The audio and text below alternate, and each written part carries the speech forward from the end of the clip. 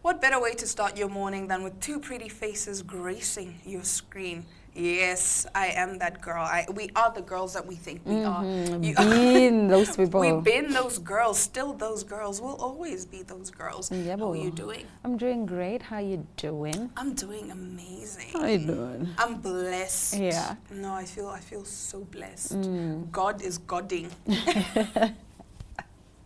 God is godding. Let's talk about what do you think makes a star? Because it's not talent that makes a star. It's not talent that makes a star. It's the right PR team. It's the right. It's the proper amount of money.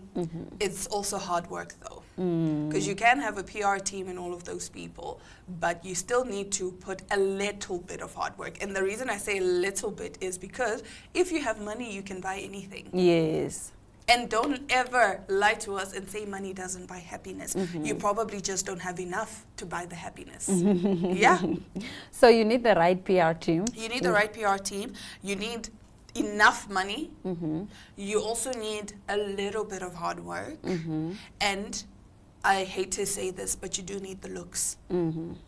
You do need to be aesthetically pleasing. You need to be visually appealing enough to attract people. And unfortunately, if you're a woman, you also need to have sex appeal because they say sex sells. And that's what makes a star in Diana's book. I agree at the PR team, and your PR team must consist of a stylist, must consist of a manager, must a publicist as a well. publicist as well. Just someone to put you out there, someone to push your brand, somebody to really publicize you. And a proper marketer, somebody that's going to tell you, okay, we need you to do this little dancey dance for TikTok. Yes. So this is why I'm saying money first of all. Yeah. Because you can hire the most talented people. You could have the least bit of talent. I saw a TikTok video of someone who put in like a very bad audio of them singing, and they edited it, and by the time the song was done, you were like, what? Yeah. Because again, you just need the right resources. You definitely need the right resources. What makes a star in your eyes? I think for me it's PR.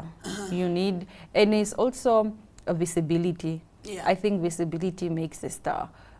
Some people are visible but lack the other aspects of like PR, social media etiquette, like, you know, just to be a wholesome brand online. Some people are missing that part. They do have the following, but you're smoking on live. You are casing Sheba Shits. Like what? But Sheba Shits is a star. He's a star somehow. He's a star. Yeah. So for me, you need to like be a complete package. Yeah. You have to sort of like have it all. You need to have the synergy, everything. Yeah, needs but to. a lot of people start off small. Yeah. Like when you start off, if you come from humble backgrounds, you're obviously not going to have a PR team. But in your beginning stages, you need to understand that being a star is a business. Yes. It's not about fame, Yeah. it's a business. You are The a business, business. yes. And in order for you to make money, you have to constantly show up Yeah. as the business. So in Namibia, I think if you are coming up, you need a lot of, not even hard work, just hard work in terms of putting yourself out there. Yeah, work on your visibility. And once you work on your visibility, once you become a little bit popular, and once you start attracting, you know, gigs here and there, then you can hire all these people to amplify your brand. Because also, excuse me, you need to spend money to make money. Exactly. And And that's what a lot of unfortunately- people don't understand. Exactly. People You don't need want to to look spend the nice. money. You need to look nice. You have to pay for these dresses. You have to pay for makeup. You have to, and sometimes, yes, investing in your craft, because you could say, okay, you know what, I'm just going to pay this 2,000 for a makeup class. I learn to do my own makeup so that I'm not spending money But every time I need a face beat. So again, investing in your craft, you need to spend money to make money. Get out of this mentality of, oh, but I can just do it without. No, No. sweetie. No, you need money. You To need to make spend money. money to make money. And even if we look at people like Shoma Josie, Shoma Josie said she was quitting music at some point. And she was saying she realized how the industry actually is. They were trying to change her. They were trying to have her wear less clothes. They were trying to divert her from a Setsonga culture. And she was saying, but you found me like this. This is what attracted you to me in the first place. And unfortunately, a lot of people fall victim to all of that. Like, they're like, you know what, it's fine, fast fame. Right? And then the minute you break into that industry, and now you're this person that is doing sexy music and whatever, and then us as the fans were like, but that's not the show that we like. That's not the show Majozi we support. And then now she starts flopping. Then you want to say, oh, show Majozi flopped. She flopped because she didn't, I'm not saying she did, but I'm saying if she were to, it would be a thing of, no, it's because she didn't stay true to who she is. And we see that a lot, especially with American celebrities or people that break into the American market. If you take an example, let's take an example, K-pop. People loved K-pop because it was K-pop, it's Korean pop music. It's not what we are seeing in American pop music. But then the more they tried to start winning Grammys and they tried to penetrate the American market, they lost what made K-pop K-pop. Now it's just regular pop.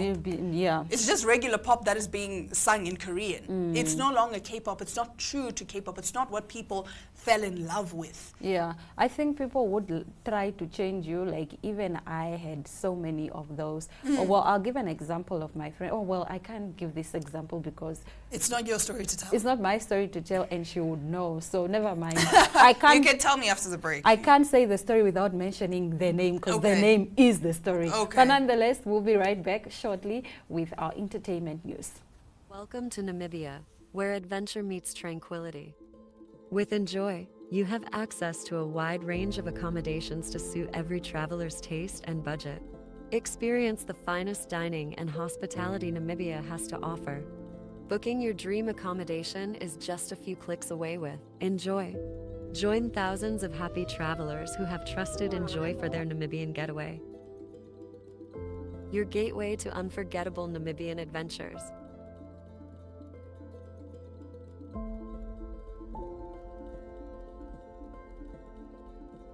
Visit us today at enjoy.my.na.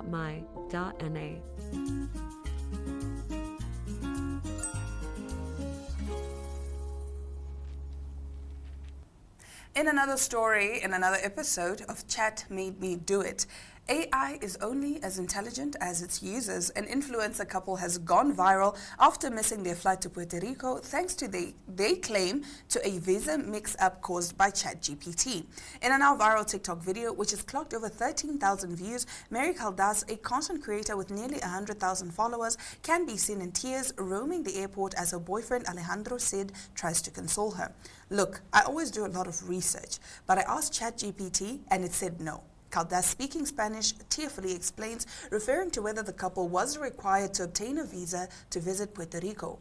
However, if they had checked official government sites, they would have learned that while Spanish citizens don't need a visa, they do need an electronic system for travel authorization, which is called an ESTA. Unfortunately for the couple, they relied on AI without fact-checking. Adding some comic relief to her meltdown, Caldas accused ChatGPT of holding a grudge. She said, I don't trust that one anymore because sometimes I insult it. I call it a bastard, you're useless, but inform me well. That's its revenge. Some users have applauded her ability to find humor amid her devastation. Others were less forgiving. Well, natural selection, I guess, wrote one unimpressed commenter. If you're going to take a transoceanic trip and you put all your advice in ChatGPT, little has happened to you. Another added, but who trusts ChatGPT for these types of situations? To be fair, the AI, some commenters defended ChatGPT, pointing out that the couple may have simply asked the wrong question. They didn't need a visa, but they never asked about an ESTA. The pair eventually made it to the island to catch a show by one of their favorite artists, Bad Bunny. Caldas and Sid's travel tragedy follows hot on the heels of other AI horror stories. Dangerous advice from ChatGPT recently landed a 60-year-old man in the hospital with hallucinations, instructed 13-year-olds how to get drunk and high, and sabotaged women by advising them to ask for lower salaries in the workplace. Do not rely on ChatGPT for everything. Like, things that are factual, you actually need to go and check your facts. Check your facts. Go to the embassy, find out. Otherwise, you are just going to mess it all up. So, I feel bad. Because imagine traveling, now she had to be at the airport. She's having a layover or what? Yes, she was. No. She's at the airport about to board the plane, just for them to be like, actually, no. Where's your Esther? You need an At Esther. least she was not in another country. She was At not least. there. At least she least. was not, in some layover in Germany waiting to go to Puerto Rico. That time the language barrier is. Yo. Oh, transoceanic trips give me so much anxiety. I think my biggest fear is to go to a non-English speaking country. Country. I would panic. I would panic. Like, I need to go to Australia. I need to go to the States. To United To Kingdom. where they speak English. Otherwise, I can't imagine. But nonetheless, moving over to our next story, Tiffany Haddish is clearing up rumors. Okay. So there are rumors that the homegirl had a baby.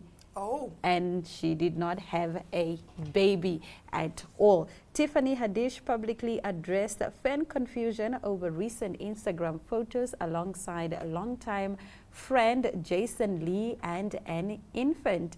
Opening about her personal life while hosting Jimmy Kimmel on Tuesday, the 45-year-old explained the mysterious 3rd of August post that led to many believing that she had welcomed a baby. There is a personal matter I feel must be addressed, Haddish told the audience during the episode opening monologue. Haddish is currently one of the several celebrities in the Jimmy Kimmel 57. Sorry, one of the celebrities who are filling in for Jimmy Kimmel, who is 57, as he is on a summer break. Now she continued, I made everyone go a little crazy. For some reason, people thought I was having a baby. Even my own relatives were asking. Then the cameras shifted to Lee, who's 47 and was in the studio audience as Haddish spoke to him directly. The whole world lost their mind over this beautiful baby, Haddish said before teasing. I went ahead and made it our god baby. Confirming that she did not welcome a baby with Lee, Haddish continued, Jason, the offer is still on the table if you want to make a real baby, to which Jason responded, hey, I am still gay. So there is no baby. So they took a picture with a baby. Okay. Yeah, and then people were speculating, speculating, is this your baby? When did you have a baby? And people are not wrong to assume so because, celebrities have been celebrities have been laying low about their pregnancies. They only upload once the child is like 2 months. And so forth and so on. So so guys, there is no baby between Tiffany and Jason. Jason is gay, he's still gay, he remains gay. And that's what he said. He said, you know what, I'm still gay. Even with that offer, I'm not going back. Wow. So that's the tea. That's the tea. That's today's tea. And on that note, here is an exciting interview.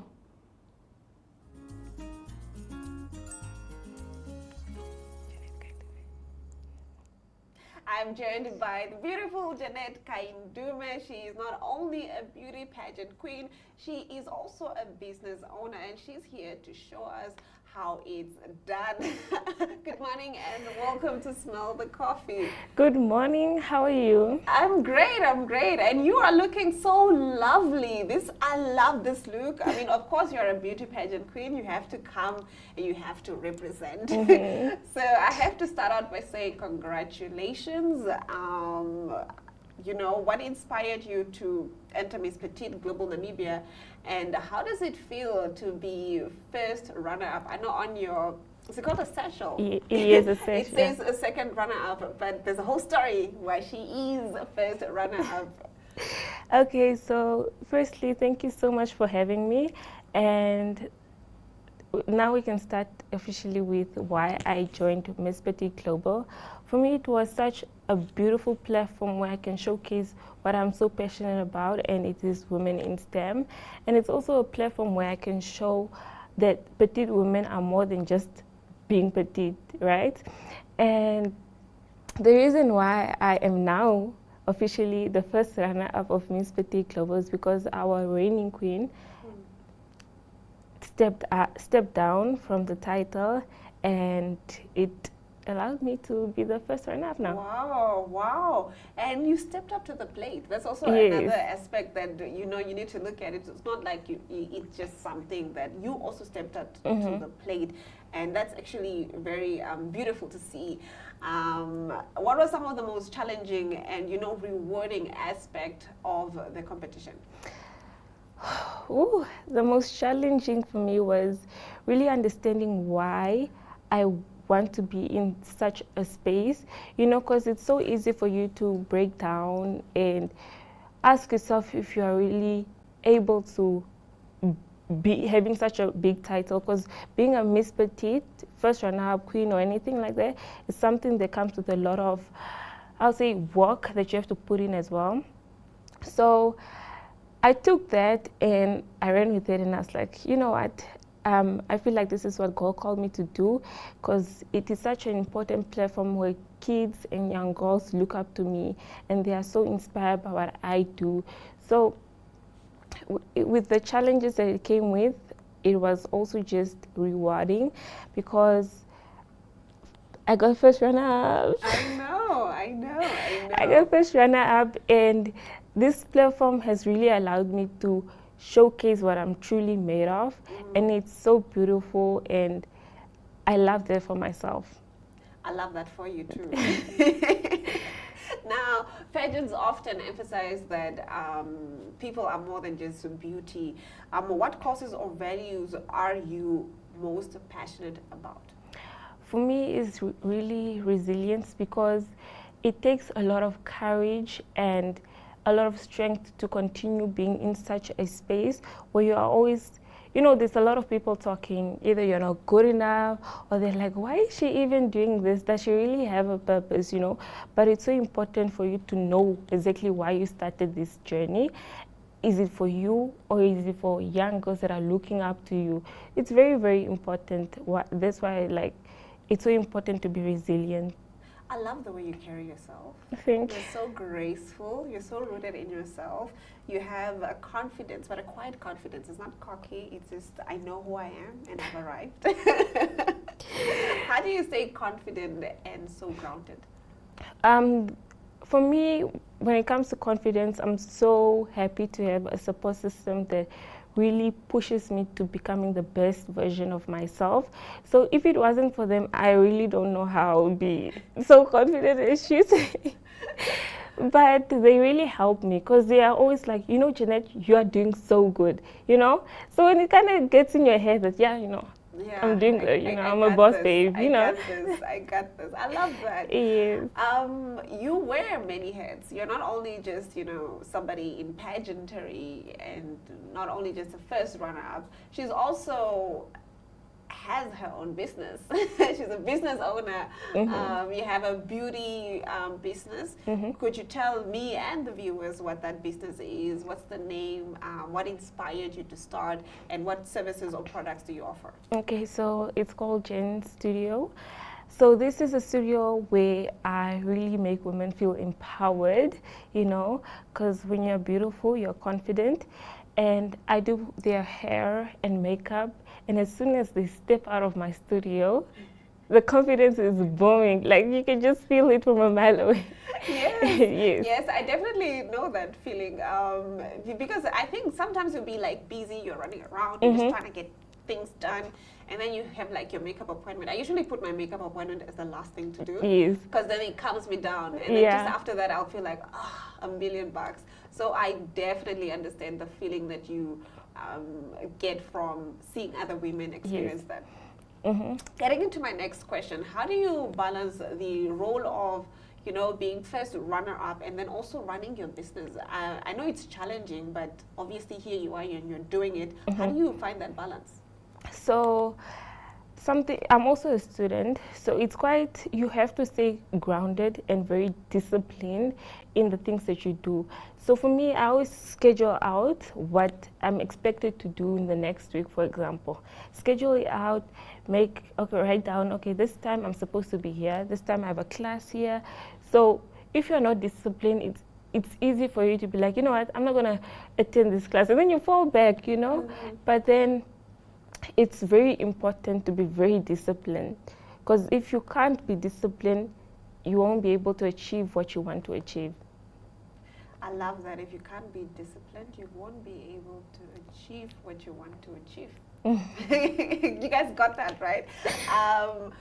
What advice do you have for young girls, especially, who wants to, be in the industry, in the beauty pageant industry, and also just in the beauty industry? What advice do you have for them? For me is, do not chase the crown, but know exactly why you're starting such an industry.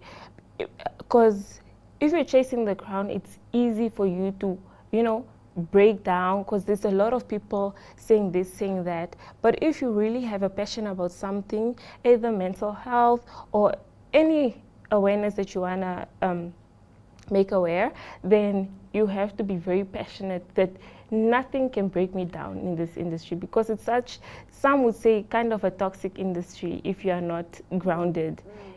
Very true, very true. I've had horror stories from friends in the industry, and if you don't have a good support system, like you mentioned, and you're just not rooted in yourself, you can easily get lost. Yes. Speaking of you being a businesswoman and a beauty pageant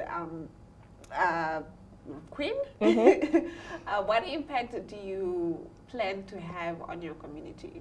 Yes, for me, as I said earlier, that I advocate for young girls in STEM fields, science, technology, engineering, and mathematics. But also, I want to reach out and really advocate for girls in male-dominated fields, not just STEM fields, because I'm seeing a lot of girls that really want to be a force in their fields, but they can't because it's just men everywhere, Yeah, I totally understand. And also understanding that the feminine energy, not only just the feminine energy can be a leader, and she can rule also in her way of leading. That she doesn't need to imitate a man's way of how they run or how they deal with problems and so forth, and how they are leaders. She can stand in herself and who she is as a woman. I love that. Yeah. Yes, exactly, because it's just male energy everywhere, and I think we need to change it up a bit. We definitely do need to change it up, and we are. We are literally seeing this. Namibia is doing very well. I'm so proud. On that front, we do have our first female president. 2025 is definitely the year for women. So before I let you know, what's your next upcoming projects that you can share with us, if you are able to share with us, and what can we look forward to when it comes to you? So firstly, I would like to say with my studio, I would like to open up a new branch in Fish Bay as well. So it is going to be such an exciting experience, because it's like, oh my goodness, I'm doing this. This is me. I can't wait. And then I really want to step up on this platform and really use it to my advantage. I want to reach out to schools, and I want to kind of change their approach in their curriculum so that we can, so that we can bring in subjects such as computer science, because a lot of schools do not have a lot of those subjects. So I would want to do that, and also want to visit a lot of, organizations that will allow me to be able to do these changes. Yes. Like I said, I think I love everything you do, because I've been like, I just love what you stand for and the kind of work that you're doing. And please keep on doing what you're doing. I did say before I let you go, but actually now before I let you go, just let the viewers know where they can contact you, how they can reach out to you. Okay, so on Instagram you can find me on Jen Beauty, and my main account is Jen_03. All right, you heard it from her. We will be right back with more Smell the Coffee. Thank you.